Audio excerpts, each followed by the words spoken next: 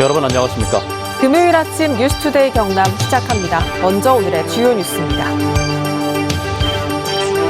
농업과 농촌 위기의 해법을 찾아보자는 농산어촌 개벽 대행진이 창원과 진주를 비롯해 전국을 순회하며 진행되고 있습니다. 내년 제20대 대선을 앞두고 대선 후보들을 만나 공약과 정책을 알아보는 시간. 오늘은 정의당 심상정 후보를 만나봅니다.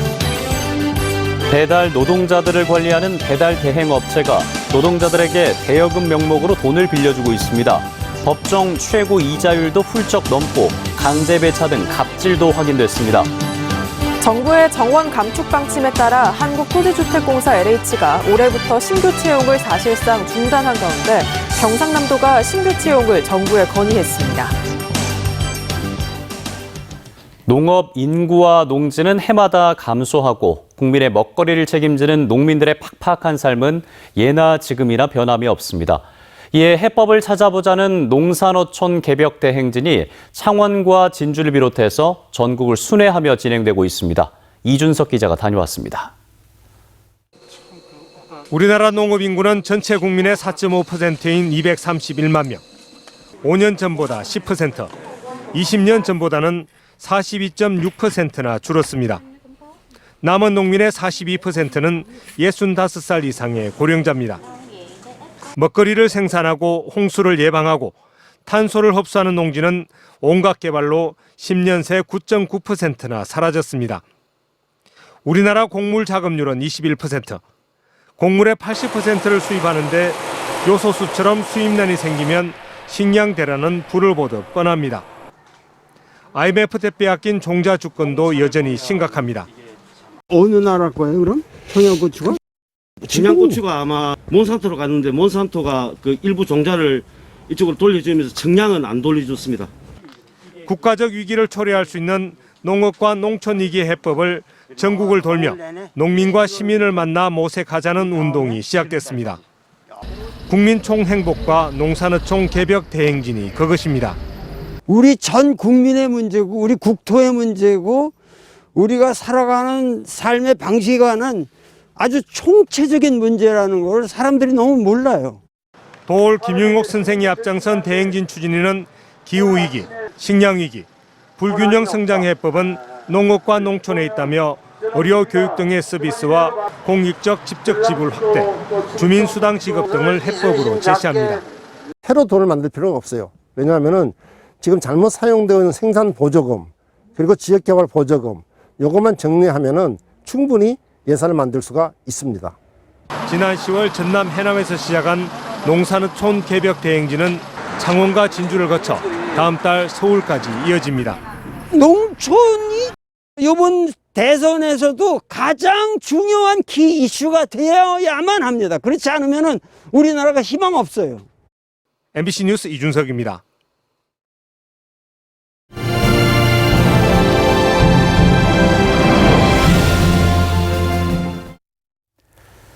제20대 대통령 선거가 96일 앞으로 다가왔습니다. MBC 경남은 원내 정당 대선 후보들을 만나서 대선 공약과 경남 관련 정책들을 알아보겠습니다. 오늘은 그 첫 번째 순서로 이상훈 기자가 정의당의 심상정 후보를 만나봤습니다. 경남, 부산, 울산 일정들을 보니까 비정규직 노동자들하고의 간담회를 비롯해서 노동 관련 자리들이 되게 많이 눈에 띄었습니다. 네. 1호 공약으로도 역시 신노동법 그리고 주 4일제 이 패키지 공약을 제시하셨는데 설명을 좀 해주시죠. 우리 지금 사회는 아직 5인 미만 사업장 네. 그리고 작가 같은 프리랜서 같은 분들, 네. 특수고용직 노동자들 그리고 플랫폼 노동자들 한 1,000만 명 노동자들이 노동기본권을 보호받지 못하고 있거든요. 예. 현행 노동법은 53년도에 만들어져서 68년째 지금 네. 지속되고 있는데 이렇게 사업장 규모에 따른 차별과 또 그 기업주의 비용 절감을 위해서 노동자임에도 불구하고 독립사업자로 취급되는 이런 부당한 착취를 이번에 확실하게 일소하겠다. 그래서 모든 일하는 시민들이 동등하게 노동권을 누릴 수 있도록 신노동법을 만들겠다고 제가 약속을 드렸고요. 네. 또 지금 우리나라는 명실상부한 세계 10위 선진국 아닙니까? 네. 세계 10위 선진국 시민들이 당연히 누려야 될 권리로 주 4일제를 패키지로 추진하겠습니다. 네. 일주일에 4일만 근무하는 거죠. 네, 네. 그러면 현행 주 52시간제로 봐도 현재 5인 미만 사업장이나 또는 배달 노동자들 같은 경우는 사실상 소외되고 있는 게 현실인데 근로시간이 노동시간이 더 이렇게 줄어들게 되면 더 소외되는 게 아닐까 이런 우려도 좀 있어 보이는데요. 그러니까 지금 비정규직 노동자들이나 또 특수고용직 노동자들에게 가해지는 부당한 차별, 착취 이것을 주 4일제 도입 과정에서 네. 동시에 해결해 나가겠다는 의지를 네. 갖고 있습니다. 네. 그리고 지금 라이더법도 저희가 냈고요. 네. 또 이제 기업주들이 그 사회보험료 내는 거라든지 네. 휴일 휴가를 주지 않기 위해서 15시간 미만 초단기 계약을 하는 경우가 많아요. 네. 그러니까 이런 것을 근절하기 위해서 최소 노동시간 보장 제도를 도입해서 네. 15시간 이상 고용하도록 하고요. 네. 또 정규직과 비정규직의 그 차별을 막기 위해서 불이익을 받는 만큼 평등수당을 지급하도록 네. 이렇게 하겠습니다. 그러면 경남 현안으로 한번 가보겠습니다. 네. 지금 정부가 탈석탄, 탈원전 정책을 펴고 있잖아요. 경남 같은 경우는 사천이나 고성의 화력발전소의 노동자들, 또 네. 창원의 두산중공업이라든지 원전 협력업체들 노동자들이 영향을 또 받고 있습니다. 네. 어떤 입장이신지요? 탈석탄, 탈원전은 선택이 아니라 필수다. 네. 그러니까 그동안에 우리 인류가 너무나 지구 자원을 앞당겨서 다 고갈시켰기 때문에 네네네. 지구의 면역 체계가 지금 무너진 상태거든요. 그래서 우리의 성장, 산업, 기업, 우리의 삶까지도 지구의 한계 내에서 네. 재구성돼야 됩니다. 그래서 그걸 받아들여야 되고요. 문제는 이 과정에서 대규모 고용 위기가 있을 수 있기 그렇죠. 때문에 탈탄소 산업 전환은 R&D 투자뿐만 아니라 그 대체 고용안을 만들어낼 것인가가 네. 중요합니다. 예. 그래서 유럽 같은 데는 고용 일자리 위원회 같은 걸 만들어서 네. 새로운 일자리도 창출하고 그다음에 재교육을 시켜서 전직을 이어주는 그런 정의로운 전환을 네. 추구하고 있어요. 저는 이 과정이 노동자들이 또 다른 좋은 일자리로 전환될 수 있도록 끝까지 책임지는 예. 정의로운 전환 플랜을 지금 공약으로 내걸고 제가 가장 잘 할 수 있는 사람이라고 생각합니다. 네. 또 후보님, 그 부울경에서는 수도권 1극 체제를 극복하기 위해서 지금 메가시티를 추진하고 있습니다. 후보님 입장은 어떻습니까? 메가시티를 반대한다기보다요. 메가시티 안이 나왔는데 이미 질문이 바뀌어버렸다. 네. 그렇게 생각합니다. 그러니까 지금 기후위기 앞에서 탈탄소 녹색 전환이 지금 시급한 상황에서 그런 구조 전환 없이 디지털 혁신만 강조한다고 해결되는 게 아니다. 네. 그런 말씀 드리고요. 그래서 저희 정의당은 이 창원, 경남을 기후위기 선도 극복 지역으로 선정을 해서 녹색 산업 혁명 기지로 만들겠다는 생각을 갖고 있습니다. 네. 그래서 탈탄소 R&D 투자를 대대적으로 하고 또 그 과정에서 나타날 수 있는 고용 위기를 잘 극복할 수 있는 재교육 또 전직 훈련 등을 포함한 일자리 전환 위원회를 네. 만들어서 적극적으로 지원하도록 하겠습니다. 마지막으로 자 지난달 22일에 심 후보님께서 이런 말씀하셨어요. 양당 체제 자체가 적폐다. 그래서 이것을 깨는 체제 전환이 필요하다면서 네. 안철수 후보와도 회동을 먼저 제안을 하셨어요. 그러면 단일화를 하는 건가요?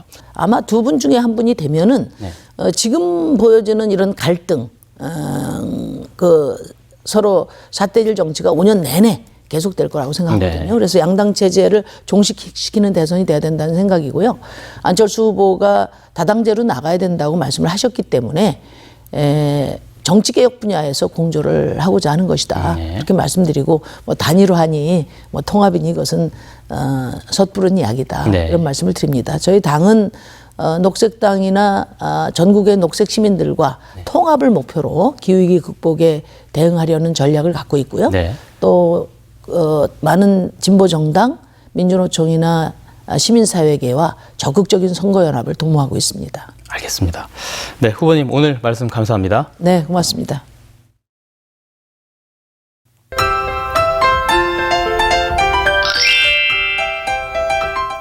어제보다 기온은 올랐지만 아침 공기는 차갑습니다. 내륙 지역을 중심으로 아침 기온이 0도 이하를 보이며 추운데요.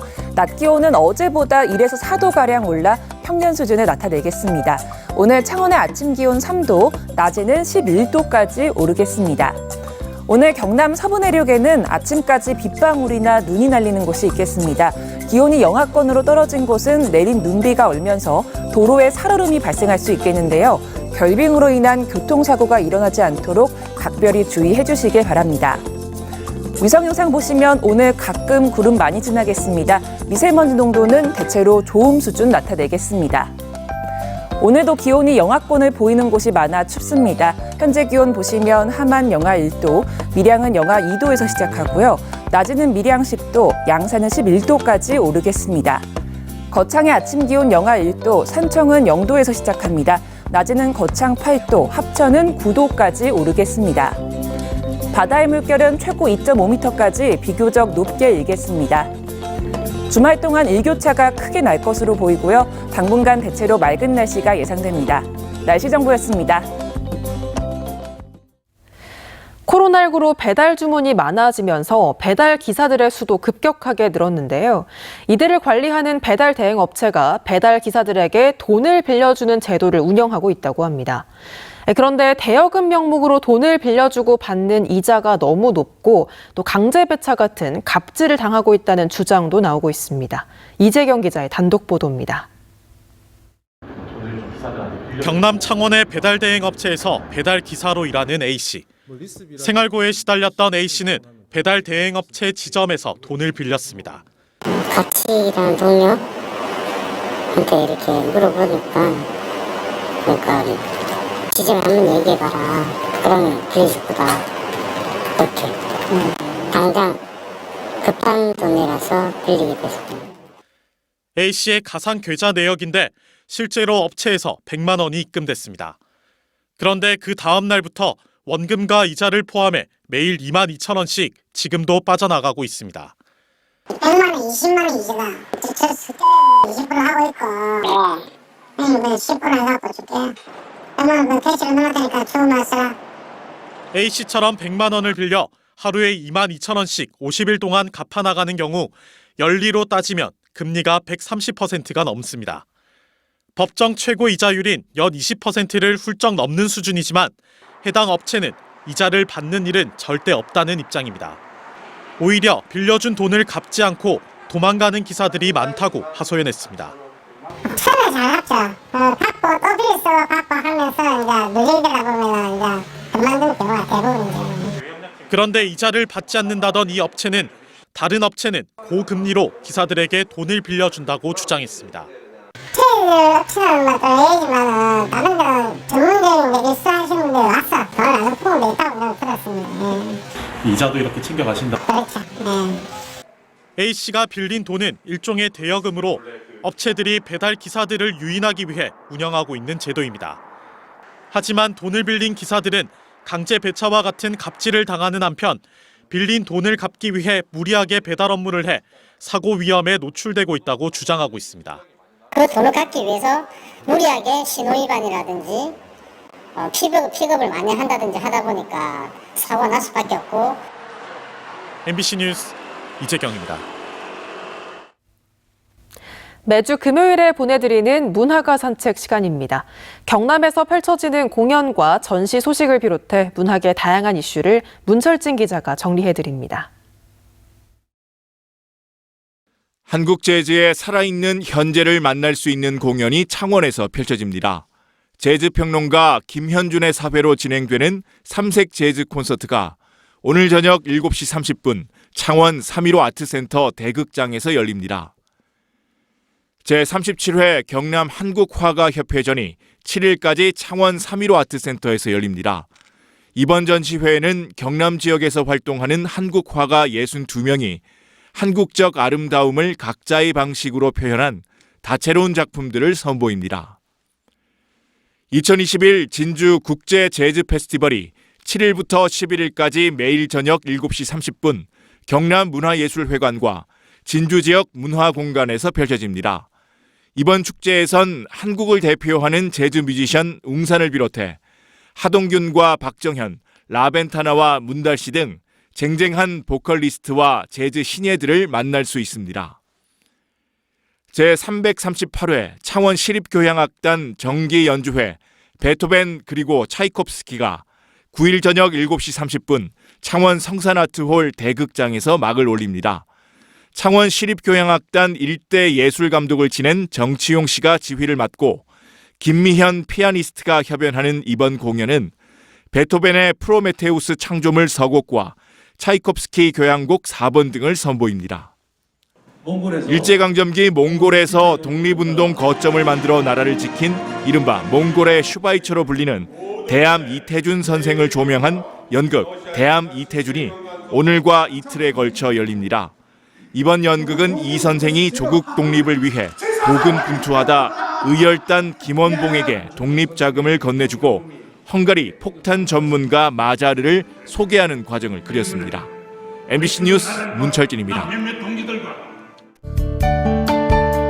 투데이 경남 순서입니다.